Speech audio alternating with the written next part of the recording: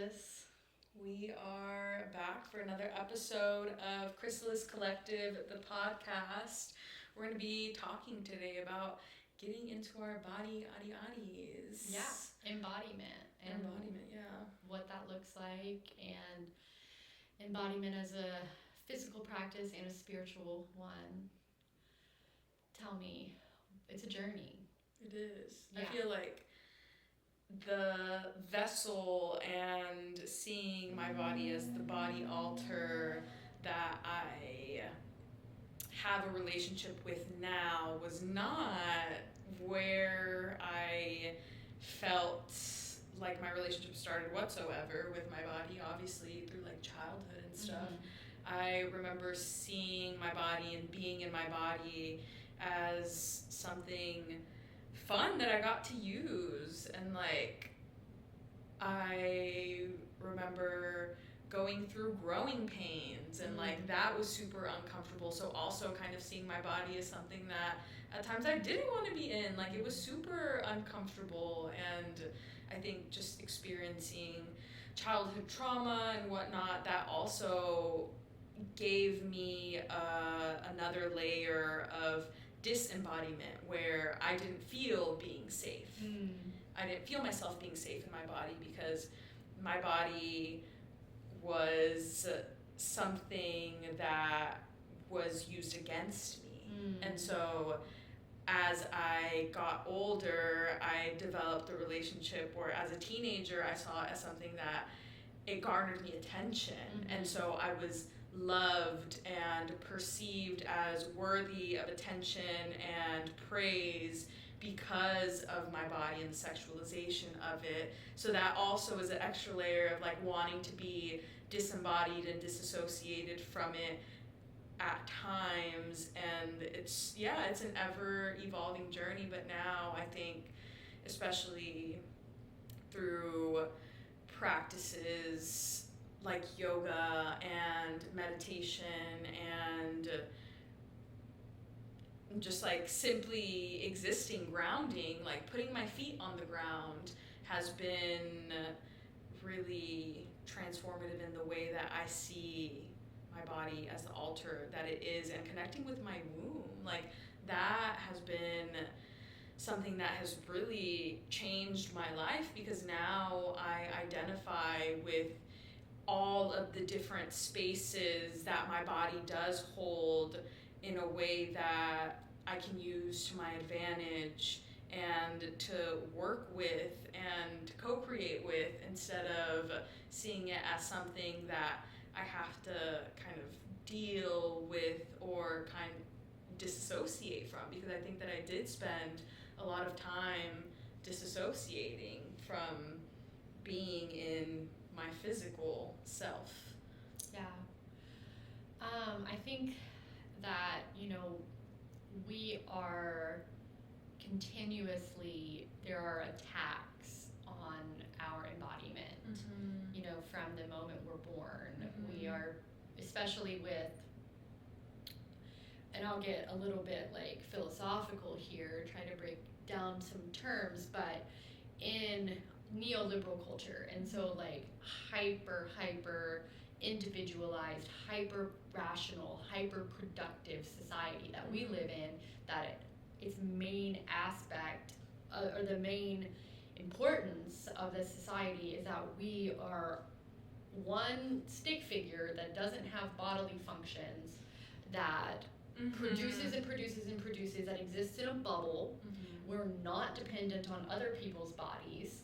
Our sexual proclivities are only for reproduction, and they should be, you should be tied to a bed, you should be induced, you should have medications that make pharmaceutical companies trillions of dollars, you should be quiet and numb, and we should stop your bleeding, and you shouldn't look at any of it.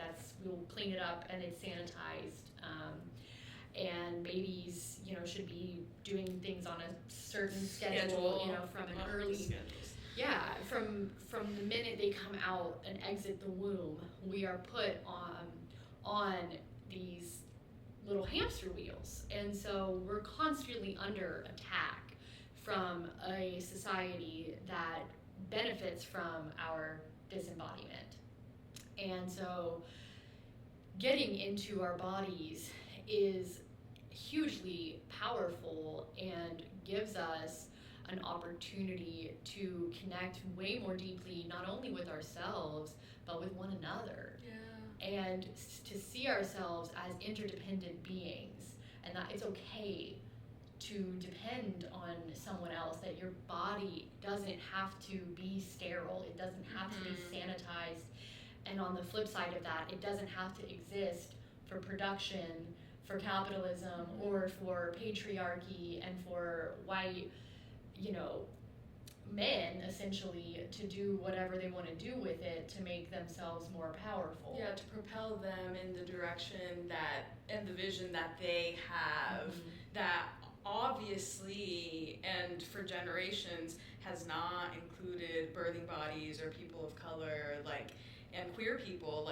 We exist outside of what is convenient for that reality that is trying to be created. And I think that embodiment is the antithesis, and it's revolutionary to reclaim and say, no, I'm choosing to be in my body. I deserve to be happy in my body, no matter how big, no matter how small, no matter what color, no matter what size.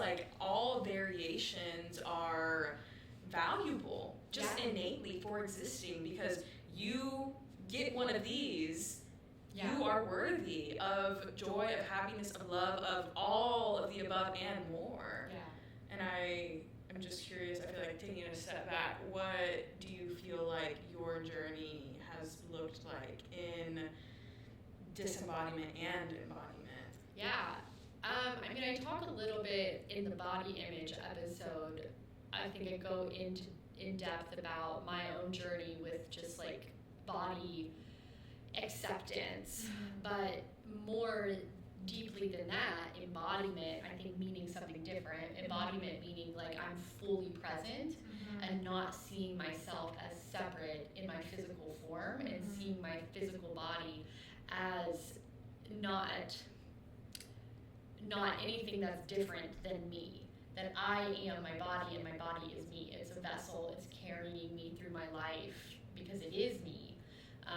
And growing up in salvation-based Christianity, your body dies, but your soul goes to heaven. And so you are already you already don't have to be in your body, because number one, the body is flesh, and flesh is sinful. Yeah. Your flesh wants to commit, the horrible atrocities that it wants to commit. And you are also supposed to reject things of the flesh. So to not be lustful, or to not be gluttonous, or just envious even. Whatever you're feeling, we can put a sin to it, and not to say that that there's not some things that the body can do that are wrong. We can hurt people with our bodies, but I'm talking about the fact that the body was very much labeled as a sinful being, while my soul was somehow this separate entity. And I talk a lot about our spirits and consciousness and all of these things, but in my mind, that's a very different approach than the salvation assumption of spirituality. And so for me, just deconstructing salvation has brought me to a point of where I'm oh, shoot, no, my body is not it's not just something that I'm gonna someday be separated from and still be me without it. My body is the only formation of Savannah Taylor in this life, in this universe. This is the only me that exists. I don't know what I'm doing out there in the multiverse, but here today, I am me. And so having that just kind of wake up moment where I realized okay, I have to start living in my body. And then, the process of birth and surrender through birth is something that was really hard throughout my birthing experiences. But I remember with my youngest being at a point in transition labor where I was so scared that I was going to be in that laboring position for the next 15 hours, because like I had a long second labor, and I was like, I can't be doing this for the next day. I will die. I cannot physically do this anymore. And side note, if anybody ever says that in labor, like, you better get ready to help them catch their baby, you know, if you're there for that. But the birth worker I had hired just like had said to me, like, let it be big, let it be what it needs to be. And so seeing the surges, and these were things I had said to clients, you know, so many times, but it's different when it's you. And so hearing that and remembering, okay, my body isn't doing this to me, my body is doing this through me and with me. And so finding a way to surrender to what my body was doing was really, really powerful. And I mean, I had a baby 30 minutes later, you know, in my arms, that I pulled her out of my body and put her onto my chest myself. And it was, nobody had to do anything to her. Like, it was such a full circle moment in that realization. And then, like you said, just womb connection and letting the hara, the womb, the center, there's like an energy work, there's an energetic center that exists right where the womb sits. And reminding myself day in and day out to literally be breathing from that space, to fix my posture from that space, to put myself in an open like way of standing and sitting and not closing over this energy center in my body. And it physically changes the way I feel. When I'm walking around and I'm like, wait, nope, connect with that energy center, let that lead. It physically changes the way I feel. Yeah, I love you saying that, because I feel like that connection, I've made it, but in a different way through like therapy, where in using therapy and going through therapy from a more somatic perspective of my therapist straight up asking me like, okay, now where in your body do you feel that, right? And I remember one time she asked me like, okay, embody confidence. Like, what does confidence feel like to you? And I was like, I feel it in my shoulders. And she was like, okay, now feel it out. And so in that, I felt my chest open, my shoulders pull back, and like exactly that, taking up space and not being afraid or ashamed to do that. And that's a way that we honor ourselves and our wombs and live in that embodied energy. Like, we deserve and we have the right to take up space in that way. There is no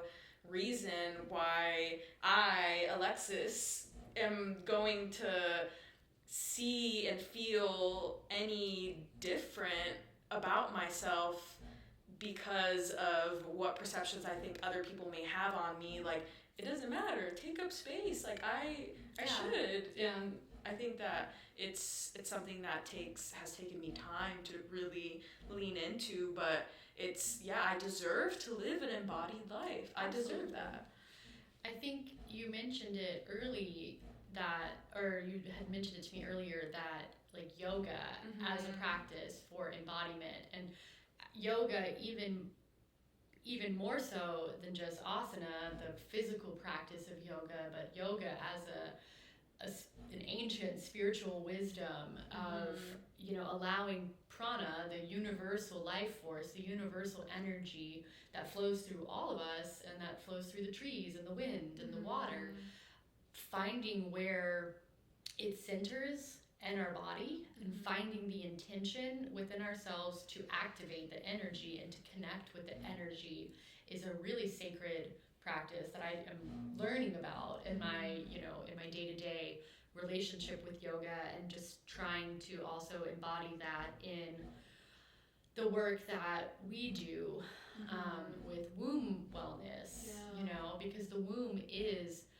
such a center of creative energy, and also it holds all of the pain of the body, you know, it keeps the secrets. It really does. Yeah, tension is stored in our hips too. Yeah. So like, what coincidence is that, right? That it's like our hips store all that stress and tension, and our womb is right there in the middle. Absolutely.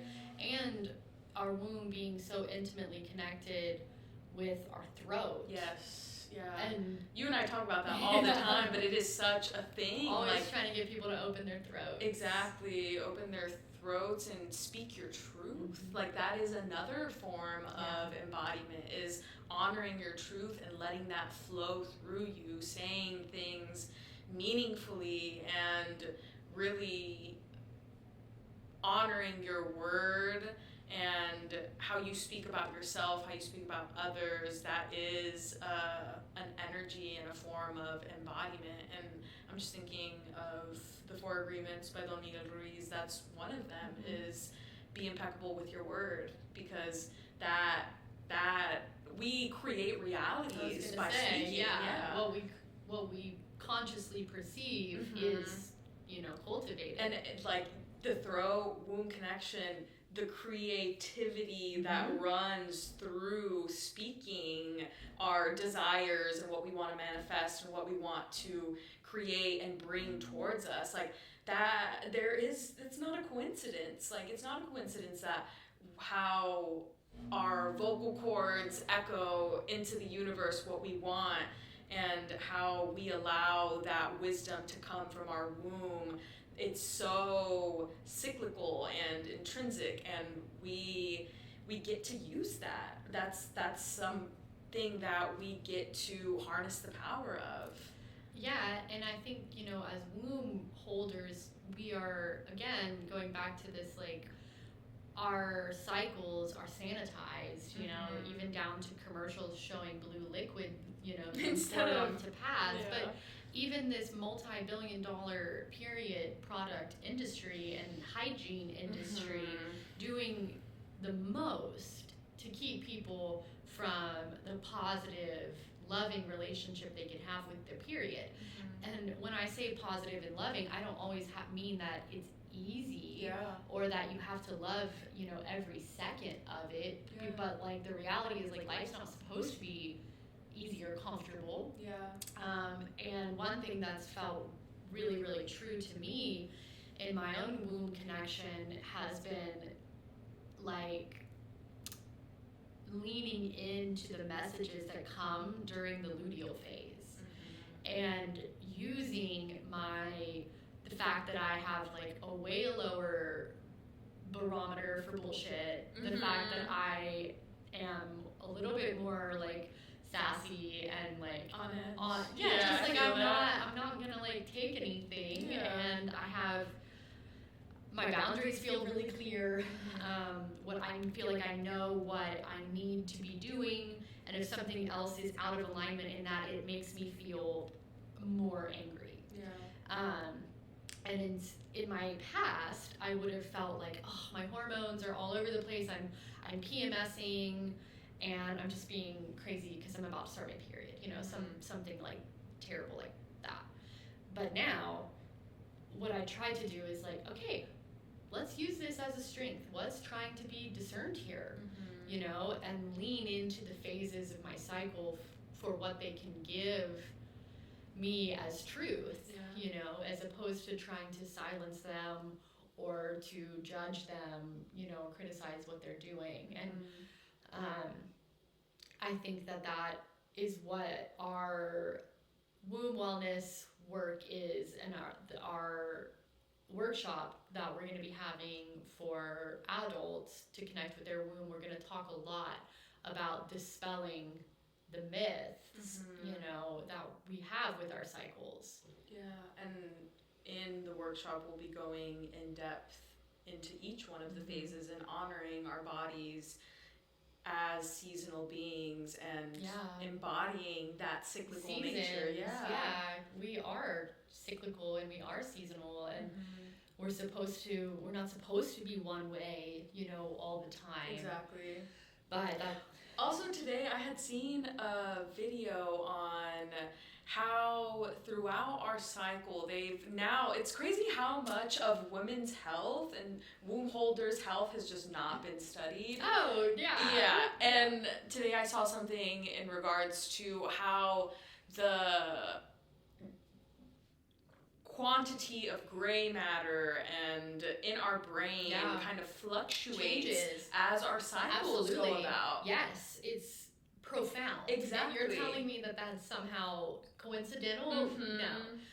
Or that it doesn't have purpose and power alongside it? Like, it's absolutely. It's almost like we're not crazy. Like, yeah. what is that? Yeah. Oh, man. But I'm just thinking, since, like, we're filming this on around the, like, 4-year anniversary of the, you know, coronavirus pandemic, one thing I remembered from doing in March of 2020 was encapsulating my placenta for my second child, my son. I did that, like, right before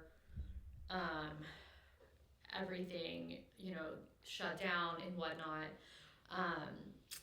And I started thinking a lot about blood as protest and blood as medicine and blood as something that's really, really sacred, and wrote this, like, and I think this was like a couple days or something after, you know, shelter in place orders or whatever.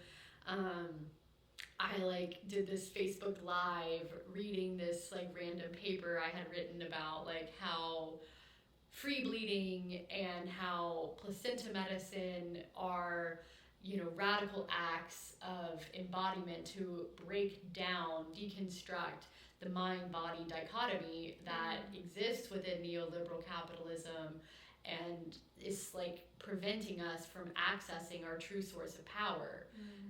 And so I just think it's funny, like, oh yeah, I remember literally, like, full circle moment, yeah. I do love me some placentas, but yeah, I mean, reclaiming blood is a big thing, and returning blood to the earth and nourishing the earth with blood from, you know, I when I take placentas from clients, I oftentimes, like, don't use the entire placenta for encapsulation, like, because large placentas make 200 capsules and people don't always need that many, or, you know, they just will have some extra sac left over, or they don't want an umbilical cord keepsake or whatever the reason is, and I'll put that in my garden, and I'll put that in my flowers, you know, and it is returning, or we did like placenta burial at one of our full moon circles, and that was a really powerful, you know, thing to do and to honor, and so I think that was a little bit of a tangent, but embodiment as a ritual too. Yeah, exactly. It is a ritual. Our bodies are worthy of ritual, and I just keep on thinking about how, our body altar. Like, I've loved coming back to my physical space from that perspective, like, just constantly gearing myself back towards how can I honor this? How can I really love and cherish and nourish this vessel instead of trying to be separate or apart from it? Yeah.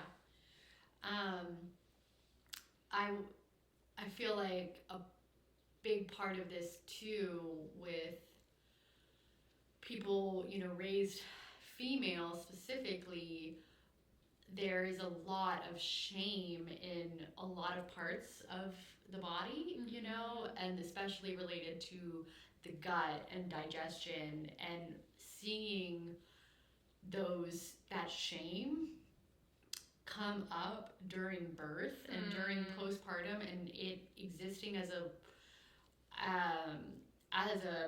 major block and prevention of release and a prevention of surrender, because Like when you're about to deliver a baby, that baby's head is pressing, down on the vaginal wall. It's also pressing on the rectum. And so anything inside of your body is coming out while you're giving birth.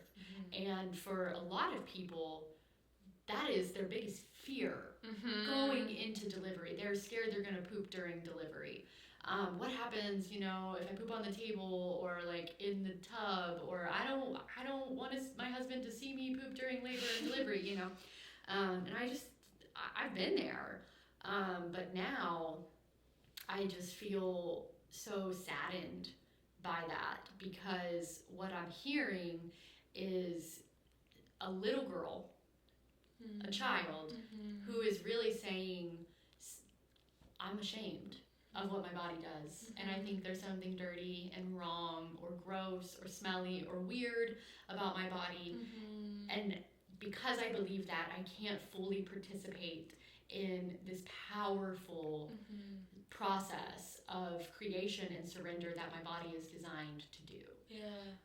And so I just want to make that statement, because I'm sure if we have pregnant people or people preparing for delivery, listening to our podcast, that if I could give some advice, like connect with parts of your body that you have been regularly shamed, based off of. If you've never touched your rectum, I highly suggest you do it, because you will probably feel a lot of sensations in that part of your body during childbirth. And so next time you use the bathroom, focus on your breath. Focus on opening and releasing and allowing yourself to just be fully relaxed and present in the moment, because that connection to your gut and to your sacral part of yourself is very much tied to the power of your womb. And so give yourself permission to feel all of those things. And it's also bringing up for me vulva mirror work, like really looking at, when's the last time you looked at your vulva? Be honest. Like, when's the last time you put the mirror and you sat there and you're like, oh, okay, like, what was the last time?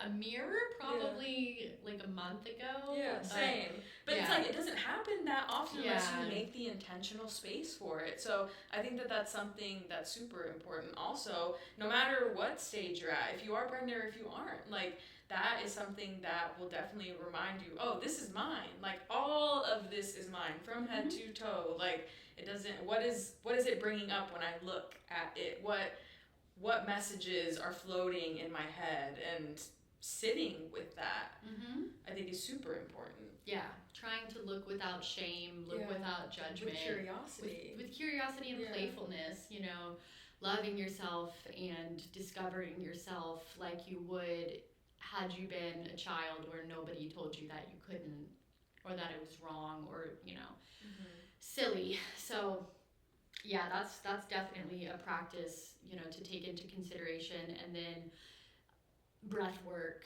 is huge. Focusing on your breath, moving diaphragmatically breathing, moving with your breath.